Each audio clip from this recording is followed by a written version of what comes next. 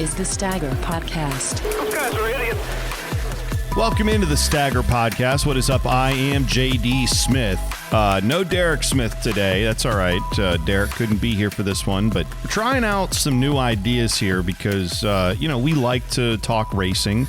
We like to talk to interesting people in racing. And we were approached by someone who works for a NASCAR team. Reached out to us on Twitter at Stagger Podcast. DMs are always open if you want to say hi, ask a question, whatever. It's all good.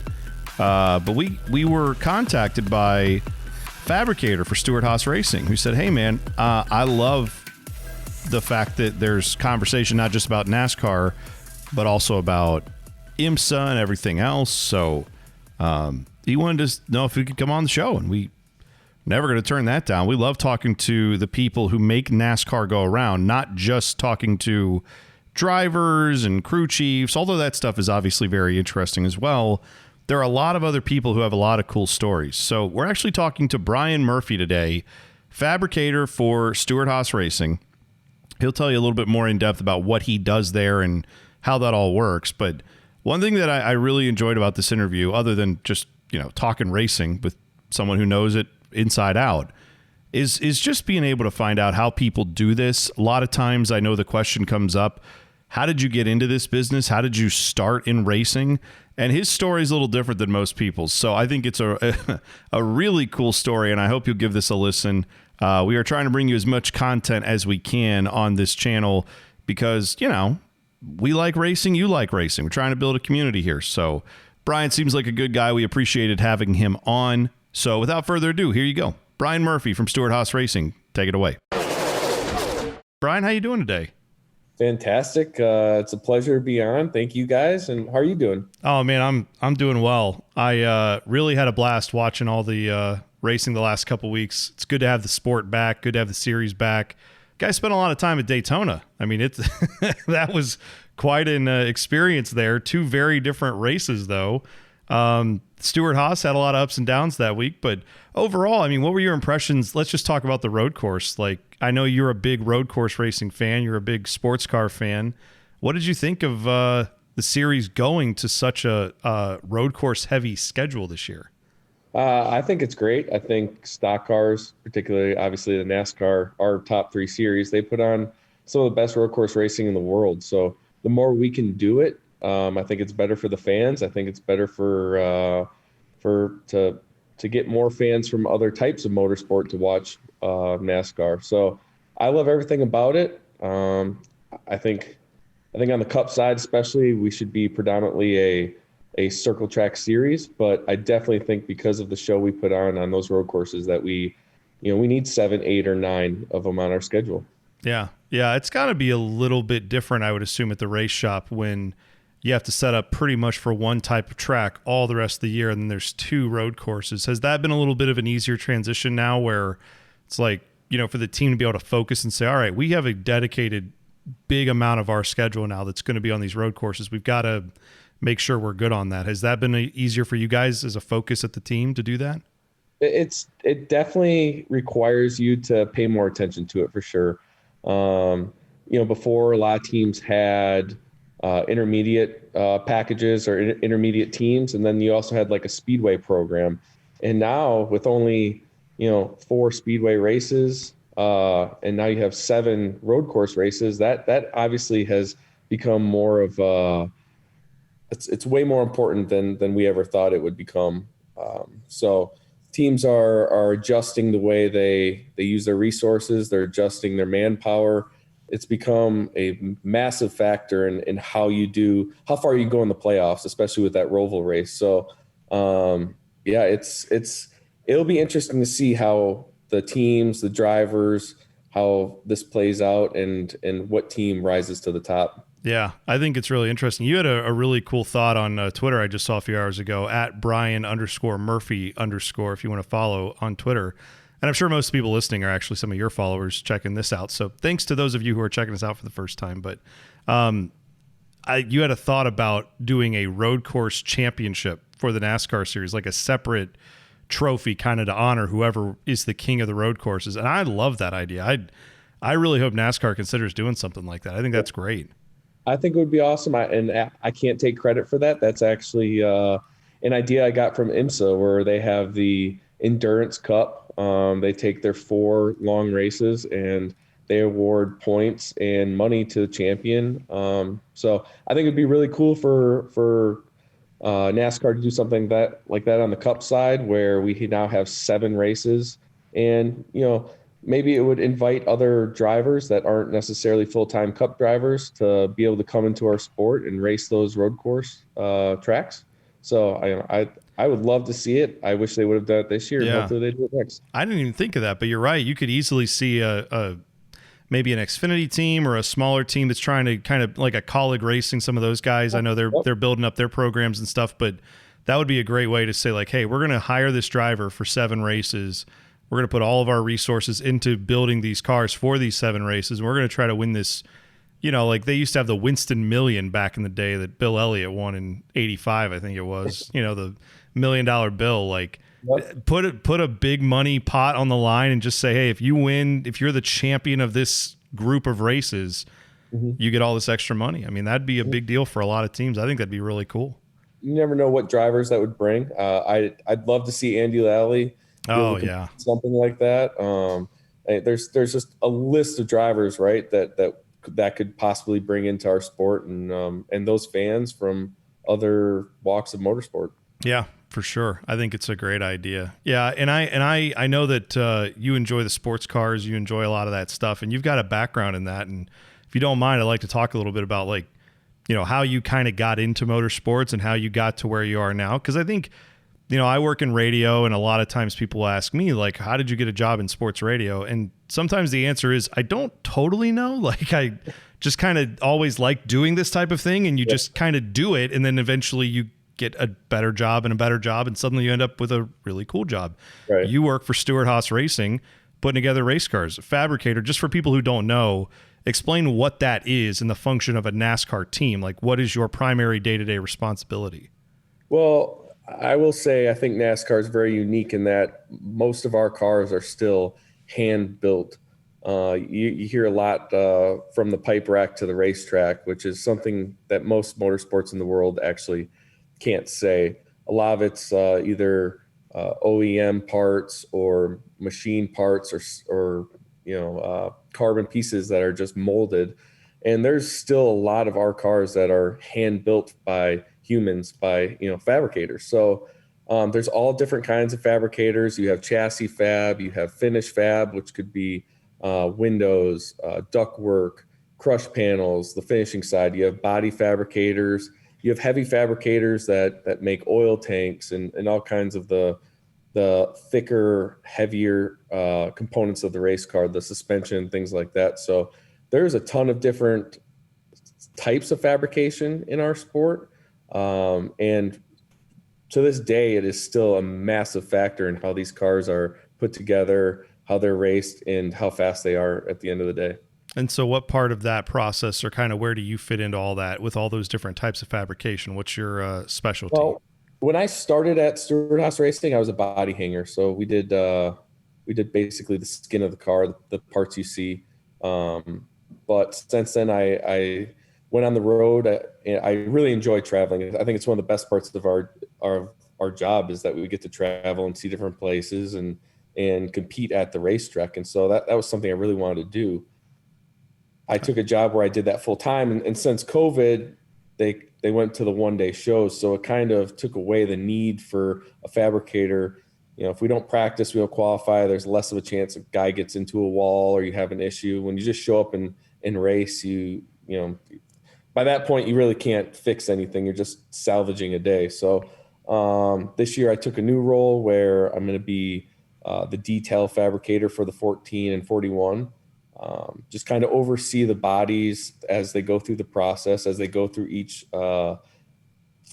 department, like I just said, the body fab, the finish fab, paint and body, things like that. So I'm really excited to work with both Chase Briscoe and Cole.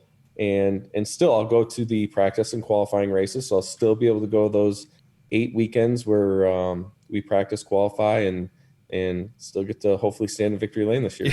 I saw you had a pretty weird Daytona 500 because you were there for the Daytona 500 And then I saw you had on Twitter like a picture where you're at home, like, well, I didn't think I'd be watching the 500 like this, but you had pictures from that day where you were in the fire suit and you were on pit road, and I'm like, man, that's got to be a bit trippy to have been there, and then by the time the race starts, you're at home, it's a few hundred miles away. The new role, like I said, where my main focus is to make sure the 14 and 41 cars are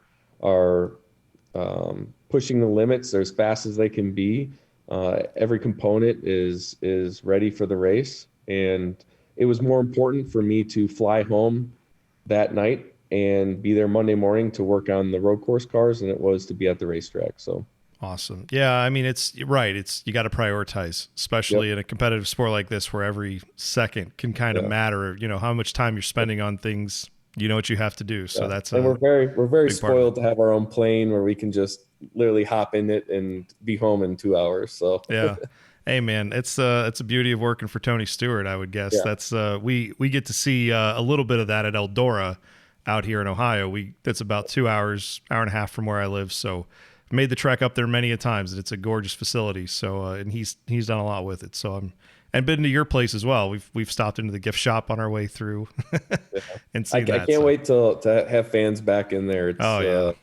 It's weird not seeing faces or talking to fans at the shop. So that is one thing I will ask, because I just thought of this. Like I've definitely seen the fishbowl many a times going through the Charlotte shops. Like, what's that like for you guys when you're at work? And I know you guys must appreciate all the fans and stuff like that, but are there times where you're like, I just scratched a place I'm not supposed to scratch, and there's 50 people taking pictures? First, I remember when I first started there, the first couple months were it was eye-opening, right? It's not just a job. I mean, this is a fun sport. It is on TV, and people come to watch what we do and how we do it. So as you'd walk by the glass, it was hard not to smile or kind of, geek out a little bit, I guess. But after a while, you just kind of get used to it and embrace it and welcome it. And like I said, it's fun to talk to the fans. It's fun to show them what we do. It's fun to give tours, and I really miss that part of our sport, and I can't wait to have it back. Yeah, let's hope that it can come back soon. I know it's got to be,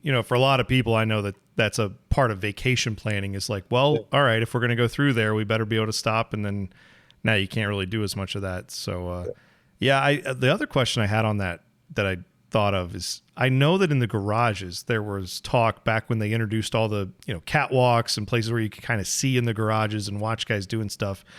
There was concern about other teams sending guys to kind of, dressed as a fan, Oh yeah. Has there ever been any stories of that happening, like at the shops, or is it the stuff that is kind of out towards the front? I assume is stuff that's not really going to be sensitive info. It's easier for us to shut that off at the shop because we control the situation, right? Right. Yeah. What is in front of that glass is what we put in front of that glass. At the track, it's a little different. We have to be there. And there's been times where we've brought tents into the garage, like Vegas, where you have the, yes. so where you're over top, right? You can look down on it. Yeah. So actually, fans couldn't see, or people couldn't take those pictures. And NASCAR came in, stepped in and said, no, you will remove that.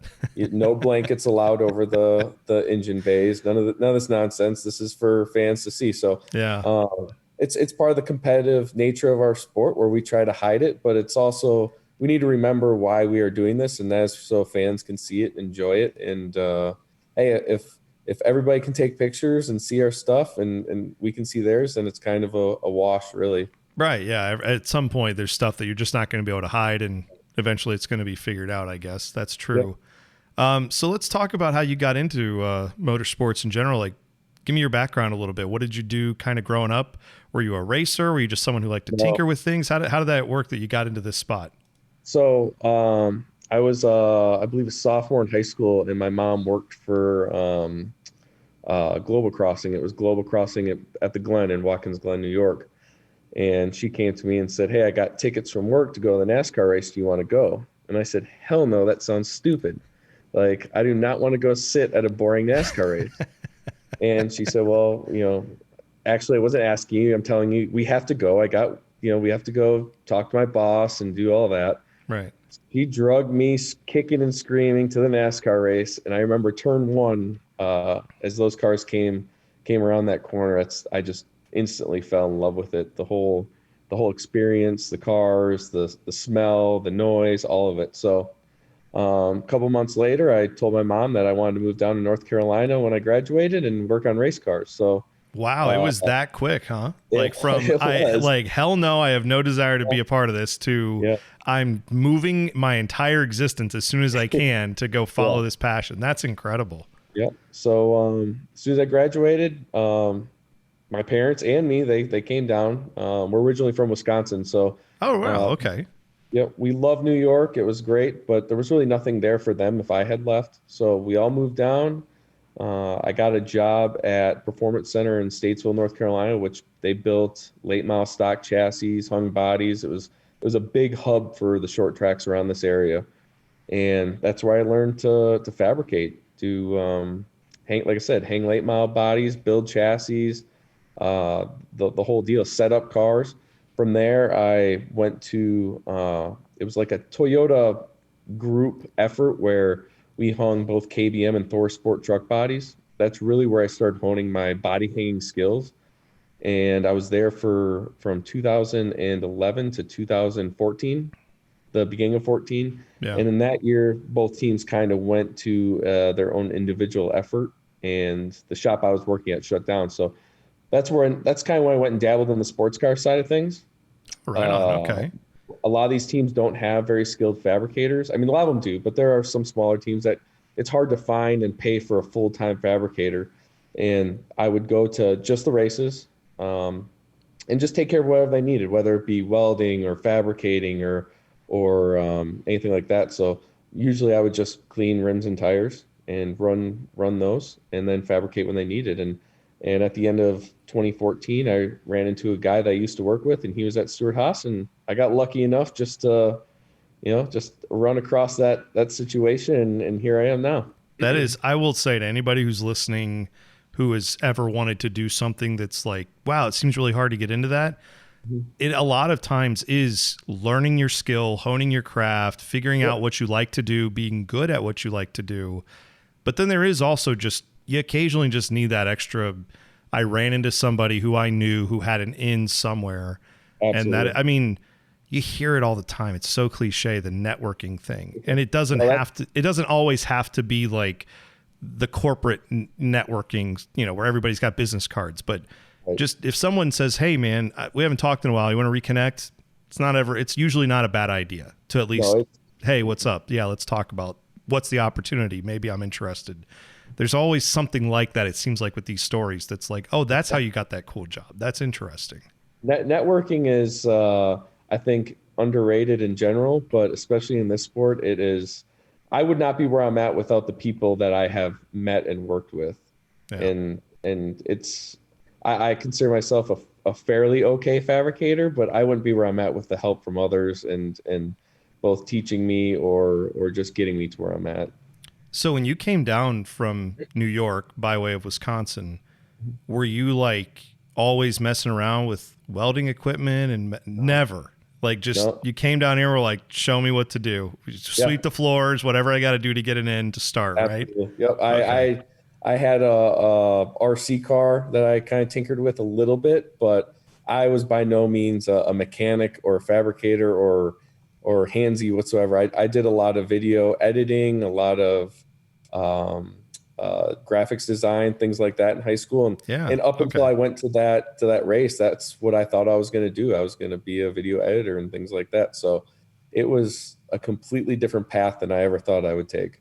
That's incredible. That's a really cool story, man. I'm always impressed by the guys like, who, oh yeah, my grandfather raced, these crazy looking dirt cars. And then my dad did it, and I was at the track every weekend. And ever since I was 2, I knew what I was going to do, and then, but it's always like sometimes you hear those stories and you're like, well, I didn't grow up doing that, or I didn't go-kart racing when I was 4. There's no spot for me in this sport. Like, it's cool to know, because you see so many people online and people who just kind of follow the sport who are like, I wish I could be involved in it. It's not easy, obviously, but it's cool to know there are also people who are like, oh no, I kind of later on in high school started thinking about this and just went down and gave it a shot. And if you just have good work ethic and the drive to do it, you can do anything, whether it be in racing or or whatever. It's all about your mindset and how bad you want it. Yeah, absolutely.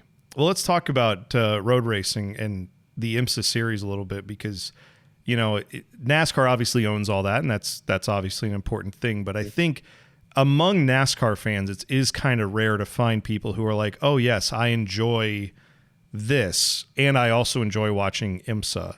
But in your case, given that the first race you saw was at Watkins Glen, Right.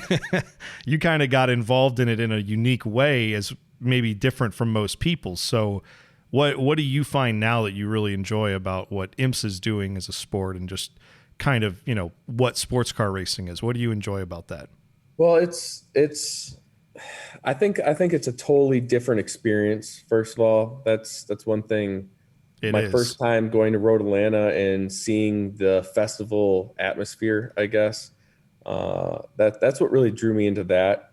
It's just a totally different mindset when you go to one of those races, because it's not a show up and stay there for a couple hours and then leave, which there are people that are there for the whole weekend. But when you show up to a 12 or 24-hour race, you're very involved into the storyline, into the entire race, and how it unfolds. So it's just a different way of watching a race, really. And I the amount of cars, the amount of people, that like I said, that the atmosphere is just not better or worse. It's just different, and I really enjoy going to them. Yeah, and I mean, NASCAR doesn't do, other than when they have lightning delays and massive wrecks and then a 6-hour rain delay, they don't usually have 12-hour races. So like when you go to something like a 24 or 12-hour race, I mean, your mindset is not like, I've got to get to my seat and watch every single lap. Right. It's, Right. hey, all right, where's the beer? Where's the fun? Okay, these cars are going.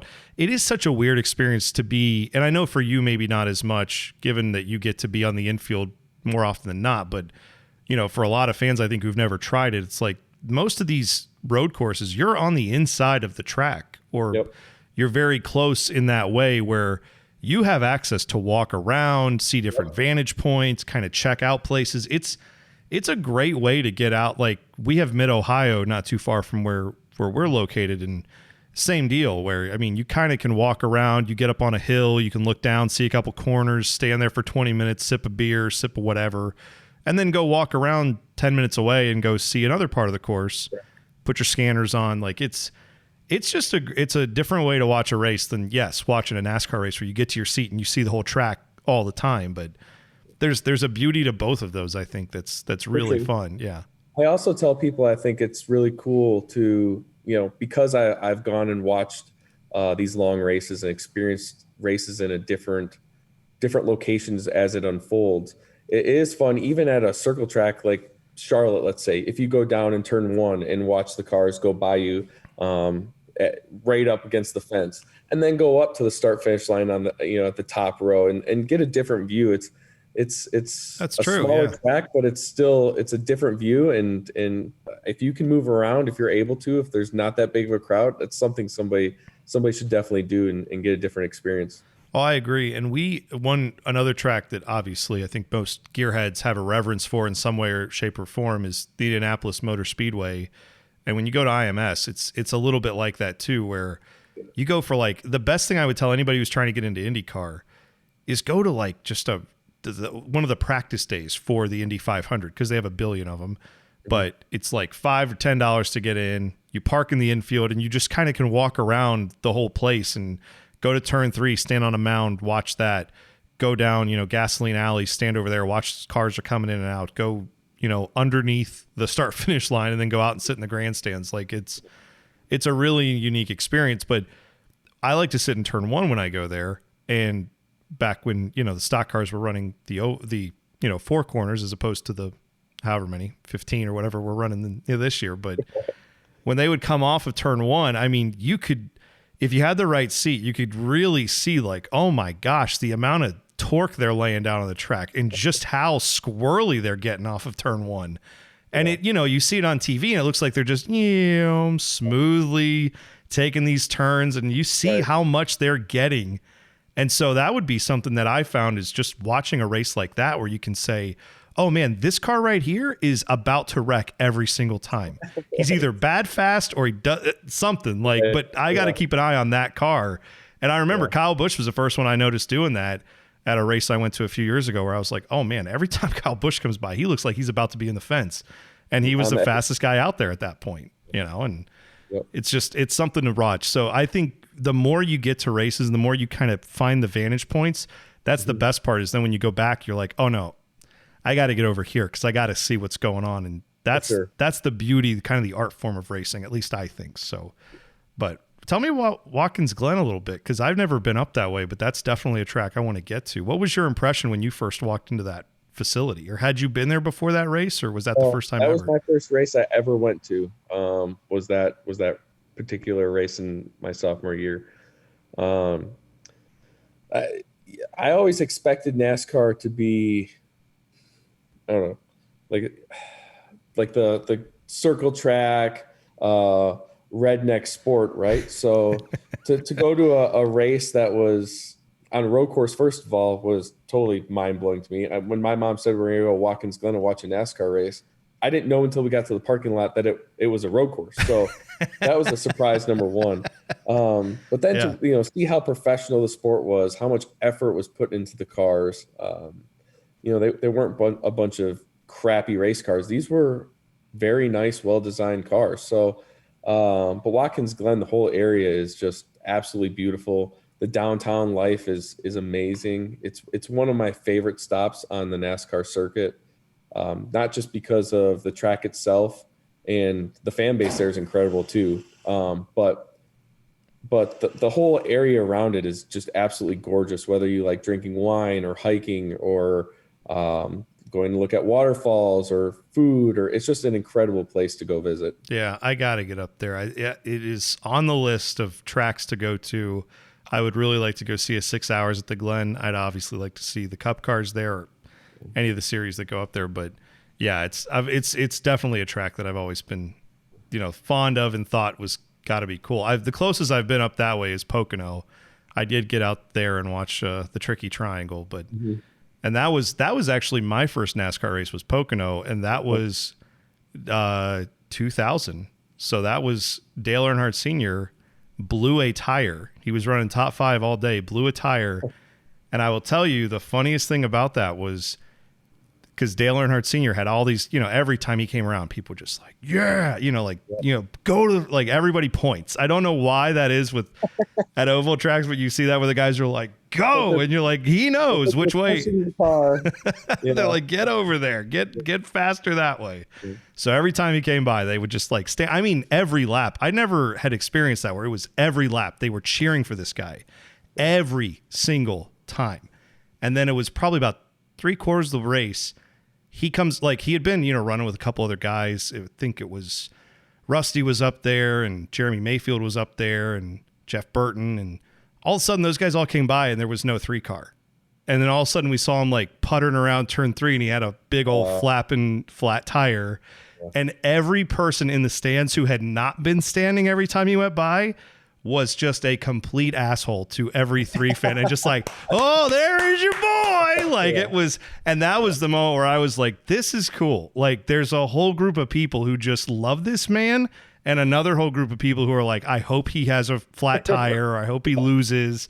And that's the essence of sports to me. It's that, that rivalry, so I think that's something that continues in the sport now, where you have people who love Kyle Busch, people who want to see Kyle Busch out of the race or lose, or, whatever. And, the stuff with Brad and Joey this past couple weeks from Daytona, like these are the things that keep the sport fun. And I think it's not fun for the competitors sometimes when these rivalries are heated up, but I think it's fun for us. So it's part of the storyline. It's why people watch is to watch all this unfold. Yeah, absolutely right. So I guess, there's a lot of other questions I have for you, but I want to take it back to the NASCAR side of things on the road courses, because that's something we both enjoy. But there's been talk about like the caution flags and, the long, caution laps, things like that.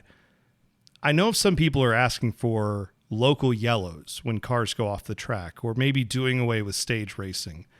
As much as I think some of those questions are based in like a legitimate desire to make it better, I just wonder if NASCAR is going to be able to do something like that this quick. like I've seen, like the conversation go to, can they do that for COTA? Can they, change some of these things? And I think that's going to be really difficult for them to do at least this year. I would assume they're probably not going to change much like that, but you've seen the inner workings a little bit. What do you think about that? I definitely like both those ideas. I think they would definitely help the product. I truly believe if they wanted to make those changes, they could do that tomorrow. I think it would be fair for everyone. Like I said, it's not like you're changing the rules package. It's not like you're catering to a certain team. You're just changing the way the race format is. And regardless of where you go or what the package is, that would be an even change for everybody. So I definitely think they should. I definitely think they can, but I also think maybe that road course and these races these last 2 weeks have maybe magnified those issues, where we probably don't see the need for both of those changes at Watkins Glen or Sonoma as much as we have at the Daytona road course. Not saying that's true, but Daytona's a little different. So is Charlotte, in the sense that you can do things like with the trucks or the Xfinity series. Maybe it would make sense to just wave them around the road course and let them do an oval lap under caution and count that as like a half lap. So you can do two ovals for one actual lap, and then it maybe saves you a little bit of time. I don't know. But either way, I think there's things they can do to try to improve that. But here's the good news is, like, people are talking about the road courses, and I don't think most people are complaining about it. I think most people just want to see it. Like, in the sense that I don't think most people are like, we should not have done this. This was a bad idea. I think most people acknowledge the racing's been good. There's just maybe a few tweaks that could make it better. And if you look at what road course racing has been over the years, well, they've done this, right? I mean, you have a wreck at Le Mans. You don't have, under most circumstances, sometimes you do, but you don't often have a full course yellow at Le Mans because they know it's an 8-mile track. Like, at some point, there's a limit to how effective that is for what you're actually trying to do. So speaking of that, Le Mans and all those, different road course series, next year, the next gen car is going to be a different ball game for the teams. And I know you may not be able to talk about a lot of that stuff, but just from the standpoint of, I have heard it compared favorably to a GT3 car.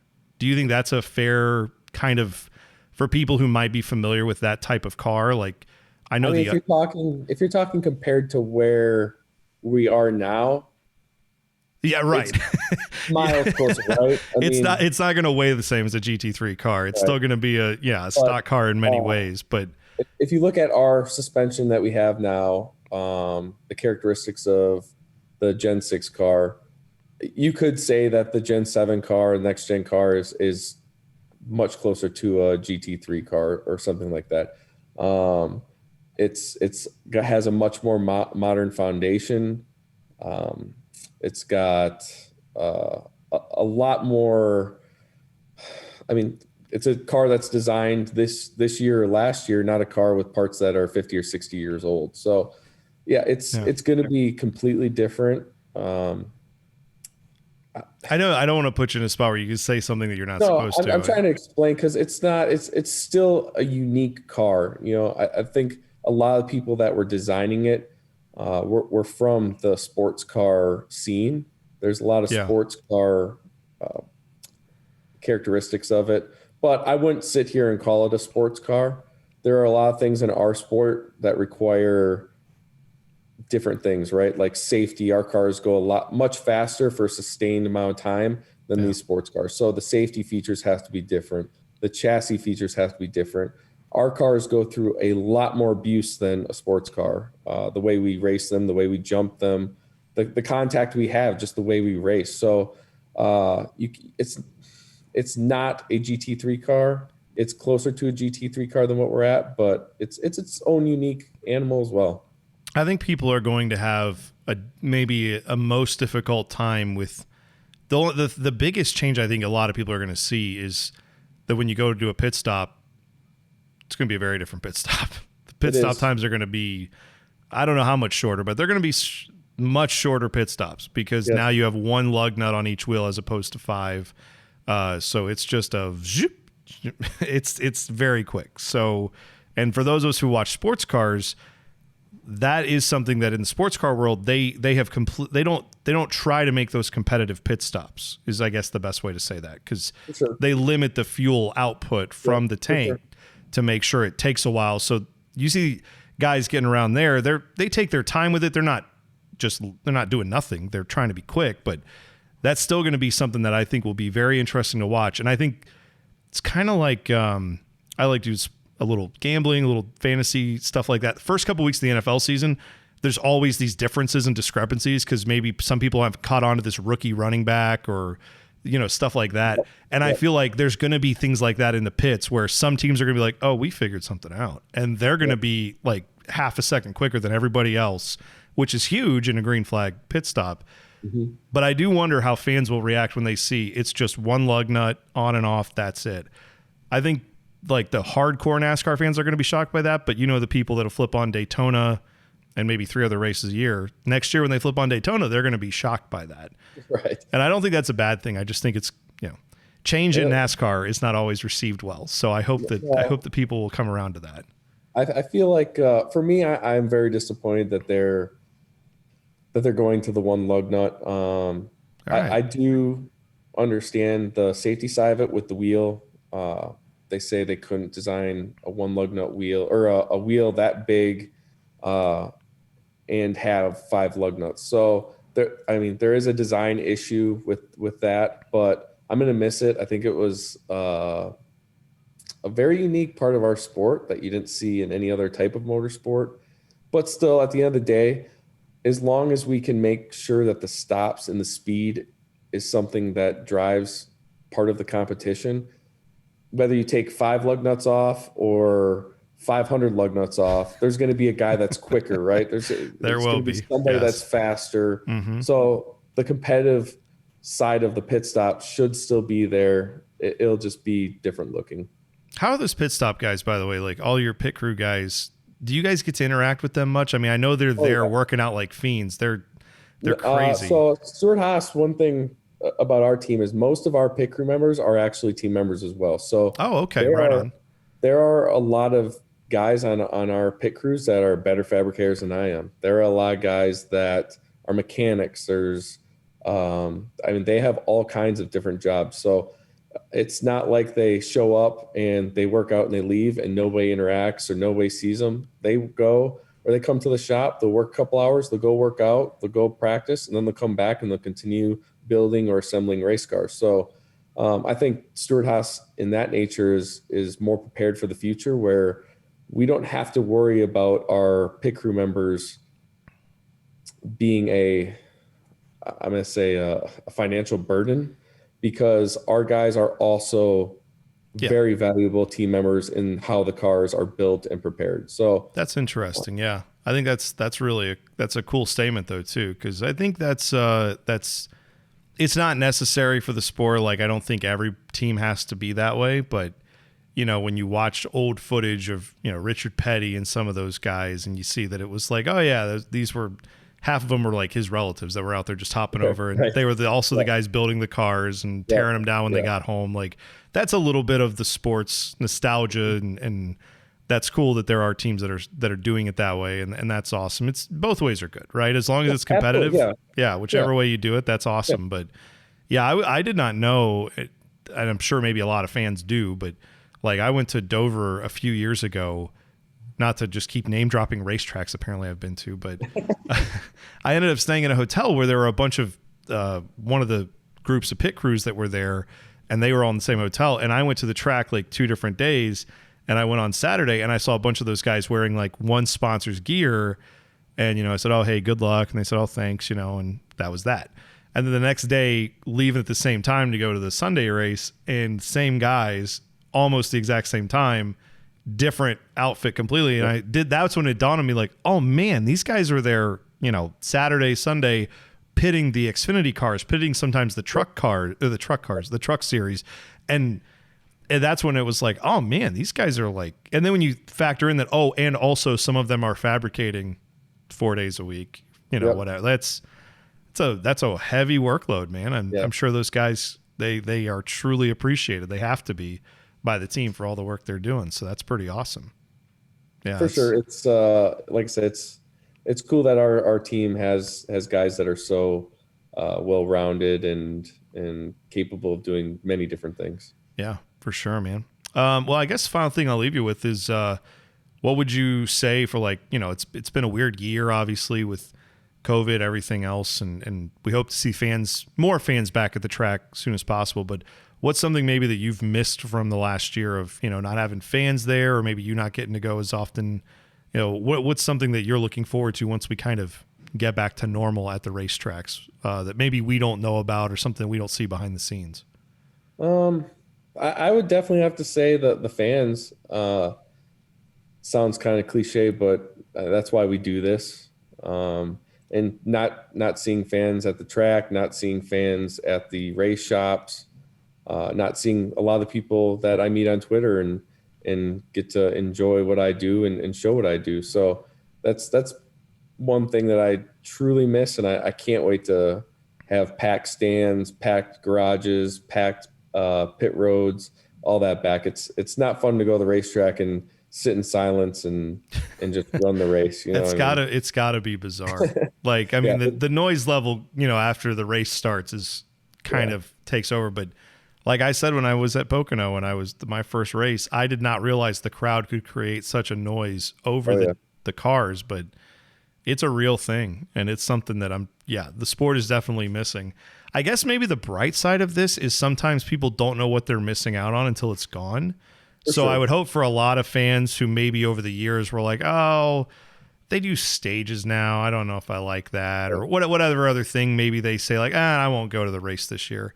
Now that you have had a year basically where you couldn't go to a lot of these races, I would hope once we get back to full capacity, you're going to see a lot of the stands getting back to that too. You know, I would hope that creates kind of a scarcity principle that got people to realize, oh, wait, I don't want to blow off that trip next year with the boys to go to whatever, wherever track you usually go to. Hopefully people will get back there and do that. But and I think as a sport, we've gotten better at showing fans certain things. I think our social media side has gotten better.